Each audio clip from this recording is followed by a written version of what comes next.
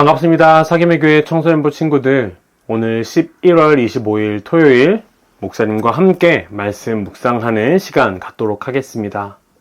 목사님이 먼저 기도하고 함께 말씀 보는 시간 갖도록 할게요.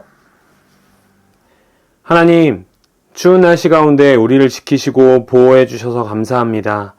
늘 우리를 사랑하는 하나님의 마음을 오늘도 깨닫게 해주시고, 특별히 욥기 말씀을 통하여 우리에게 하시는 그 말씀을 나에게 하시는 말씀으로 받게 하시고 그 말씀대로 살아갈 수 있도록 힘과 능력을 주세요. 오늘도 나를 이끄시고 인도하실 예수님 이름으로 기도합니다. 아멘. 함께 말씀 읽고 묵상하는 시간 가질게요. 오늘은 욥기 20장 1절부터 29절까지의 말씀이고, 악인의 운명, 심판과 멸망이라는 제목으로 큐티를 할 거예요. 목사님이 말씀을 읽도록 하겠습니다. 그러자 나아마 사람 소발이 대답했습니다. 내 마음이 불만스럽다고 어서 자네 말에 답변하라고 이야기하네. 나를 모욕하는 말을 들으니 내 총명이 답을 하라고 말하는군. 자네도 알겠지만 이 일은 세상에 처음부터 알려진 것일세. 악인의 형통은 잠시뿐이라는 것, 경건하지 못한 사람의 기쁨은 아주 잠시뿐이라는 것. 비록 그들의 교만이 하늘에 올라 그 머리가 구름에 닿을지라도 말일세. 악인은 자기 배설물같이 망하네. 그를 알던 사람은 그가 지금 어디 있나 하고 묻지. 하지만 악인도 꿈처럼 지나가고 사람들은 그를 찾을 수가 없네. 밤중의 환상처럼 허무하게 사라지지. 악인을 보았던 사람은 다시 그를 볼 수가 없네.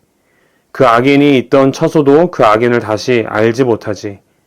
악인의 후손은 가난한 자에게 은혜를 구해야 하고 그들은 빼앗은 부를 다시 돌려주어야 하네.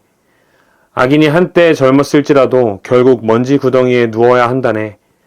그가 악이 달콤해서 자기 혀 밑에 감추고 악을 원하여 없애기 싫어하고 자기 입속에 숨긴다면 그의 음식이 위 속에서 뱀의 독으로 변할 것이네. 악인은 입으로 재산을 삼키겠지만 하나님께서 그 재물을 토하게 하신다네. 악인이 독사의 독을 삼키니 그는 뱀이 문 것처럼 그 독 때문에 죽게 되지. 악인은 젖과 꿀이 흐르는 강을 볼 수 없네. 얻은 것을 삼키지 못하고 돌려줘야 하고 장사로 얻은 이익도 누리지 못하네. 그것은 악인이 가난한 사람을 못사게 굴고 모른 척했기 때문이지. 그는 자기가 짓지도 않은 집을 강제로 빼앗았지. 악인은 항상 만족할 줄 모르고 욕심이 가득해서 아무것도 놓지 않으려 하네. 악인은 무엇이든지 되는 대로 집어삼키지. 그래서 재산이 남아있지 못한다네. 그러니 풍족함 속에서도 재앙을 당하고 불행하게 되는 것이네. 배를 채우려고 하지만 하나님께서 진노하셔서 그를 치신다네. 악인이 철로 된 무기를 피하면 놋화살이 그를 찌를 것일세. 그가 자기 등에서 그 화살을 빼내고 간에서 번쩍이는 촉을 꺼내니 공포가 그를 사로잡네. 캄캄함이 악인의 보물을 덮고 풀무질도 하지 않은 불꽃이 입을 벌려 그를 삼키고 그 집에 남은 모든 것을 태울 것일세. 하늘이 악인의 죄악을 드러내고 땅이 그를 고발할 것일세. 악인의 집은 홍수에 휩쓸려 가고 하나님의 진노의 날에 그 재물은 급류가 쓸어버린다네. 이것이 바로 하나님께서 정하신 악인의 운명이요 악인의 기업일세. 아멘. 우리 잠시 영상을 멈추고 충분히 말씀을 묵상하는 시간을 가져봅시다.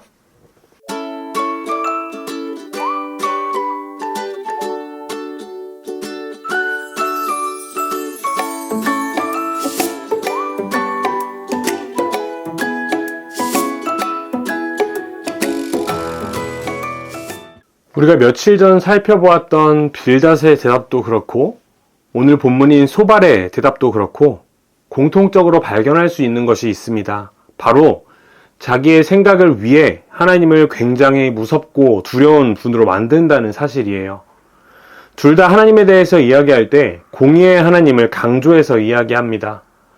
인과응보에 따라 우리의 실수나 잘못들에 대해서 어떻게 심판하시고 벌을 내리시는지 이야기하고 있어요. 그런데 여기서 우리가 중요하게 생각해 봐야 하는 두 가지가 있어요. 첫 번째는 과연 왜 두 친구는 하나님께 대하여 이렇게 표현하고 있는지, 그리고 두 번째는 진짜 하나님은 이 친구들의 고백과 같은 분이신지 생각해 봐야 해요. 우리는 먼저 하나님이 어떤 분이신지 생각해 봐야 합니다. 하나님은 어떤 분이실까요? 이 욥의 친구들이 이야기하는 것처럼, 또 오늘 본문에서 소발이 이야기하는 것처럼 악인을 싫어하시고 악인들을 벌하시는 분이 바로 하나님이시죠. 왜냐하면 하나님은 죄를, 이 악을 미워하시고 함께 하실 수 없는 분이시기 때문이에요. 이 친구들이 이야기하는 것처럼 죄인을 심판하시는 이유는 그 죄를 제거해야 하나님의 백성인 우리들과 함께 하실 수 있기 때문입니다. 그러니 이 친구들의 이야기처럼 죄인, 악인을 향한 하나님의 태도와 모습은 거짓이 아닙니다.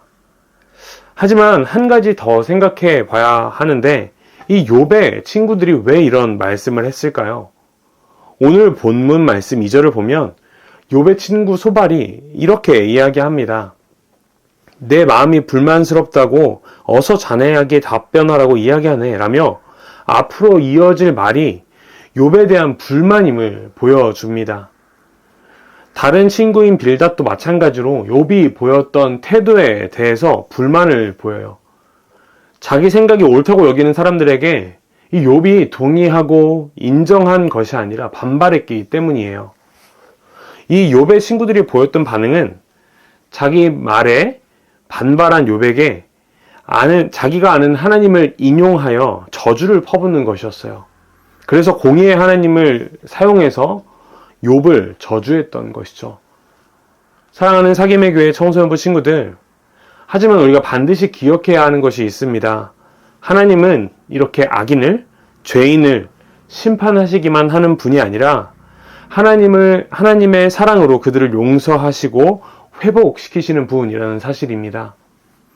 요즘 계속해서 욥의 친구들의 고백으로 하나님이 마치 우리의 잘못을 혼내시기만 하는 분으로 여겨지는데, 하나님은 하나뿐인 아들 예수 그리스도를 우리를 위해 보내셔서 십자가에 죽이시기까지 사랑하신 분이에요.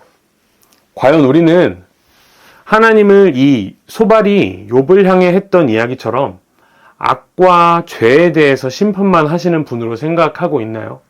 아니면 우리의 삶에서 하나님의 사랑을 느끼고 경험하고 있나요? 오늘 하루 우리를 용서하시고 사랑하시는 하나님을 생각하고 경험하며 나아가는 오늘 하루 되기를 간절히 소망합니다. 목사님이 기도하며 마무리할게요. 하나님 아버지, 나를 사랑하시고 나의 죄를 용서하시는 하나님의 사랑을 경험하는 오늘 하루 되게 해주세요. 죄와 악의 모습을 너무나도 싫어하시지만 그럼에도 우리를 사랑하셔서 인내하시고 참으시는 하나님의 사랑과 회복시키시는 하나님의 은혜를 마음껏 경험할 수 있도록 인도해 주세요. 무엇보다 소발처럼 다른 사람을 정죄하고 저주하는 사람이 아니라 하나님의 용서를 전하고 실천할 수 있는 우리가 되게 해주세요. 오늘도 나를 사랑하시고 용서하시는 예수님 이름으로 기도합니다. 아멘. 오늘도 즐거운 하루 되세요. 안녕.